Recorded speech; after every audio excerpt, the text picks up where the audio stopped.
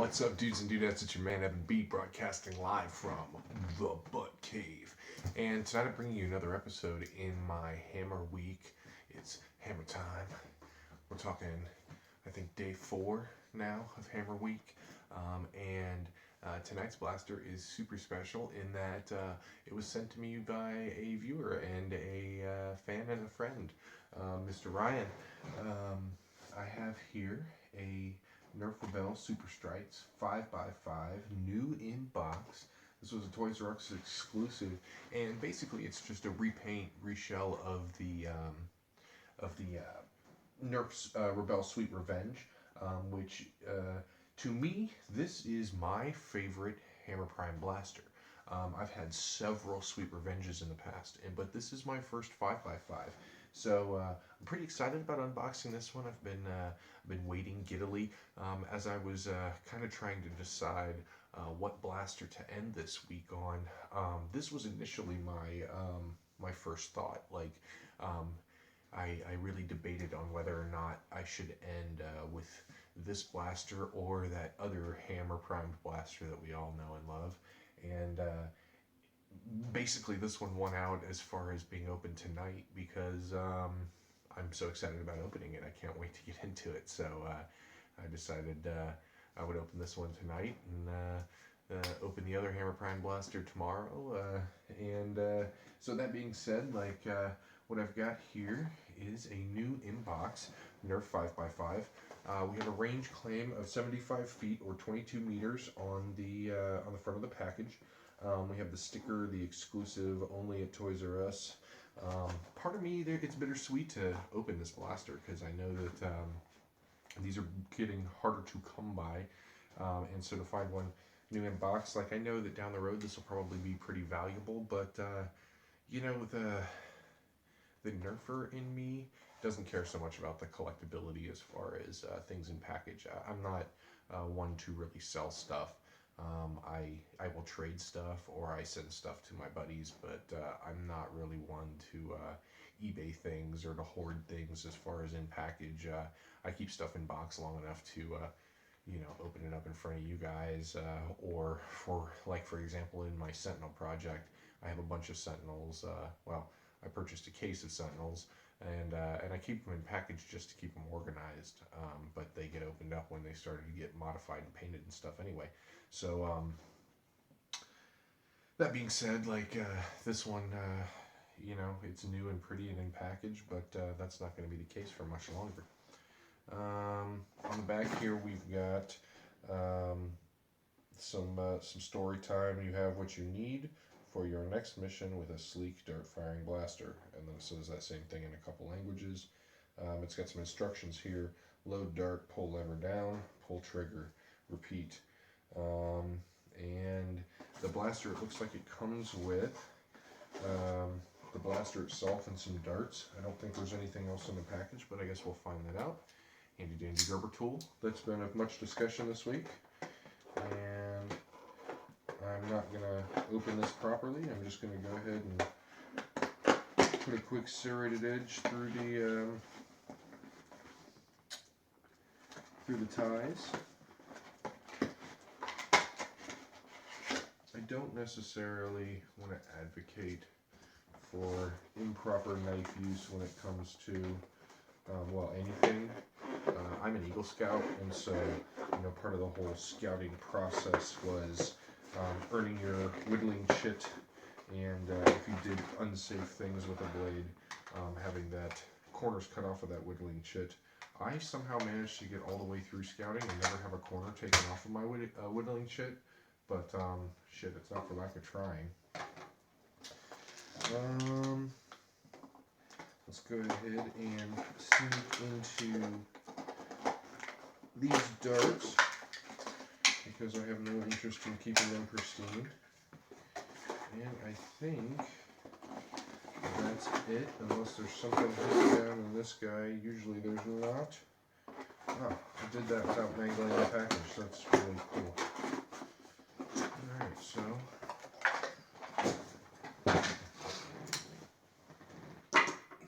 now what we have here is a pristine, unmolested Nerf Rebelle 5x5. We've still got some stickers on the side. This has some interesting aesthetics. It's all painted in this stripy, zebra-y kind of pattern, which I think is cool. Certainly, I guess, more traditionally masculine colors in the sense that it's got this kind of teal or blue on it rather than like the Sweet Revenge, which is a primarily pink blaster. It's pink and purple and gray, whereas this is purple, blue, black, and gray. I really, really like the profiles of these blasters. They are very much like the Hammer Shot as far as form and function. They're just a lot sleeker and more streamlined, which I like a lot. And in fact, one of my really favorited sidearms, and early on, one of my first modified hammer powered blasters was this Nancy Sinatra, which has a doubled up spring, removed AR, this really handsome nylon hand grip added to it, and then this paint job that's custom and kind of an aftermarket sight added to it, which I think just really looks good. All this silver and gray with kind of a speckled coating on it, and it still holds on to its pink and orange because I like blasters to have to look like toys. But that being said, like one of the highlights of the Sweet Revenge of the 5x5 is we'll go over that. It's got an end strike rail attachment on the top. We've got a clip ring or bandolier ring or whatever on the bottom. That I don't really use for anything, but I always wear these in holsters. We've got 5 shots turret, which is super nice, and you basically prime the blaster by pulling back the hammer. That cycles to the next available chamber and fire away, just like yay. These blasters function really, really well, and they are very reliable straight out of the package. I think the performance right out of the package is really, really, really nice. And so, again, I find this personally more comfortable than the Hammer Shot. It has a handle that just seems to fit my hand a little better, and is not as, I don't want to say bulky, because I don't think the Hammer Shot handle is necessarily bulky, but it has that fake plastic wrap around the handle, and so it's just doesn't seem as comfortable to me, where this seems just more sleeker and more comfortable. Wow, I really, really like, this is the first time I've seen one of these close up, and I really, really like that pattern. I will not be cosmetically modifying this one at all, because I really think that they just knock the aesthetics of this one out of the park. Like having these, kind of clean, smooth lines that this blaster has, and then they really like kind of rode the shape of it with this kind of tribal zebra design. Very much like how when I do tattoos on people, a lot of times I'm particularly one of my, I don't know if you want to call it specialties, but definitely one of my most common methods of tattooing is I do freehand work, which either I take basically the needle straight to the skin, or I'll hit the skin with some kind of marker. A lot of times I use new Sharpies, skin scribes, something like that, and we'll draw directly onto the skin whatever the image is that I'm going to be tattooing, or a basic idea of the image that I'm going to be tattooing. One of the benefits of doing that is you ride the image along the shape of the body, the human body, and that translates well to this blaster. There's no actual straight lines. The piece of paper is flat, and you have the ability to draw straight lines all over it. Well, the human body's not like that. We're rounded, it's concave, it's curved, it's cylindrical. And the same thing is true of this blaster. And so when I see the aesthetic paint job of this kind of follow the shapes of that blaster, very much the way that like I think a good tattoo would be, a good friend of mine from early in the tattoo days is an artist named Carter Moore, who told me that he believes, and one of his theories about tattooing was that people should look like they were born with the tattoo, in the sense that it just kind of flows in and out. It's not abrupt. It's not hard. It just kind of flows with the shape of the body. This looks like this blaster was born with this paint job. It just follows its lines perfectly. You're just looking at it. Me personally, looking in the viewfinder of my camera here, I can see this kind of like pattern travel into the handle, and that just makes for a really clean, handsome design. And I like it. If it sounds like I'm kissing booty on this blaster, it's because I am. This is really cool. Um, just I feel like they really did a service to what I think is already a really handsome and well designed blaster, and just knocked it out of the park with this design. So that being said, we'll go ahead and take this to the butt range and fire some darts through it, and you guys can get an idea of how these function straight out of the package at some close range targets. We'll see you here in a sec. Alright guys, so here we are at the butt range. We've got our 5x5 and the 5 darts that it came with. So we'll go ahead and load these ones up. I also have the last rack, or I guess the last row of 10 darts from the 30 rack of Doomlance darts we opened the other night, Monday night, for the Persuader. I saved those packages of dart, or I saved the, I only used one row with the Persuader. Yesterday we used another row, and this is the last of those brand new darts. So, it's just to see how this blaster fires with brand new darts right out of the package. That's literally why I do that. Usually I would open darts in front of you guys, but being that you saw me open up that Doomlands pack, we've used all 30 darts now, at least once. So, or after this, I guess we will have used all 30 darts at least once. So I like to show stuff, new blasters with new darts. You guys feel free to test your blasters with whatever darts make you feel comfortable. I guess this is just the way I like to do it. So we've got the 5 of darts that it came with. Let's go ahead and take some shots at one of the targets.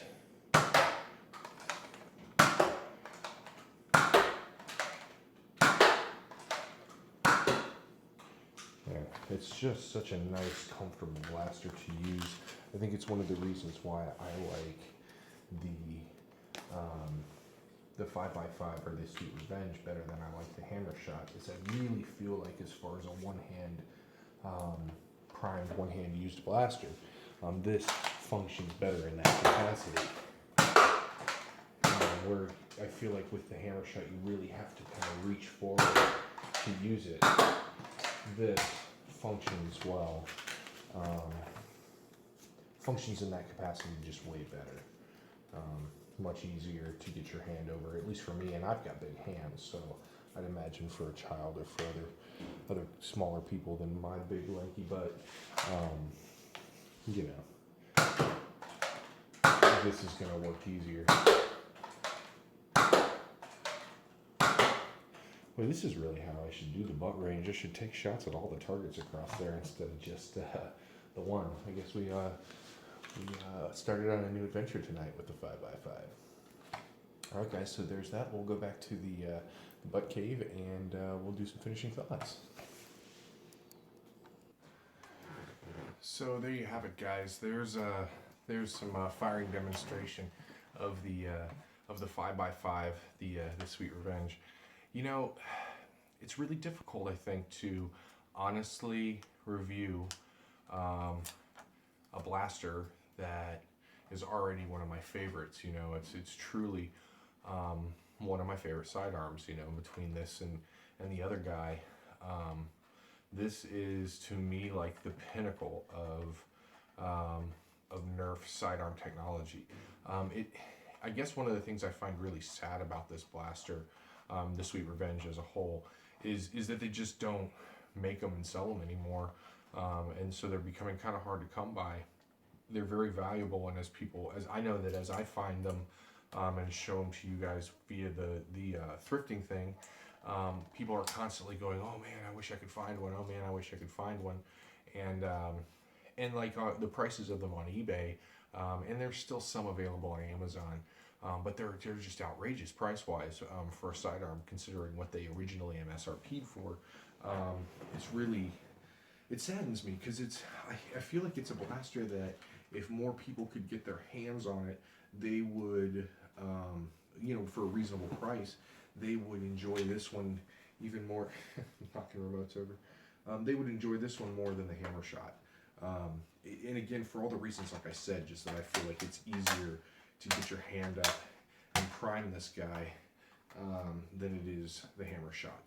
This is just a lot more streamlined, and so I feel like it really has more of a like revolver kind of feel, less of a bulky blaster kind of feel. Now that being said, I'm not speaking too ill of the Hammer Shot. I like it a lot, and I will show you tomorrow in my video about the Hammer Shot some not only some stock ones but some modified versions of the Hammer Shot that I have that I so I can definitely say that I am a fan of them and that I like them a lot. And in fact, I plan on using a Hammer Shot, modified Hammer Shot as a sidearm for NVZ, but for the bang for the buck, my personal preference is the Sweet Revenge or the 5x5. Well, up until now, it's just been the Sweet Revenge. Now I have my mitts on a 5x5, and I'm happy for it. I really am glad to have this in my arsenal, and so I want to say thank you again to Ryan for sending this one to me. I'm sending him out a custom Sentinel that I finally got a day today. In Ohio, it's been raining for like, it seems like a month straight. I finally got a day that was dry today, so I could go paint. So Ryan's Sentinel is on the way. He hit me up and he knew that I had been looking for a 5x5, and he was like, "I've got one new in box. Do you want to make a trade for it?" And I was kind of like, I don't really, I think that this is one of those things where it's as valuable to a person as they want it to be, for a blaster that originally MSRP'd it so low, and the fact that it's not like a vintage blaster, it being minted packaged, it was probably more valuable than one that you could find at a thrift store per se, but I think to me this is an extremely valuable blaster to have. To him, it was worth the trade, and so for that I really, really appreciate it. And him and Thunderdome that he's creating, those guys you saw my video unboxing the stuff that Ryan sent. So again, thanks to Ryan for this, and I will get your Sentinel out soon, buddy.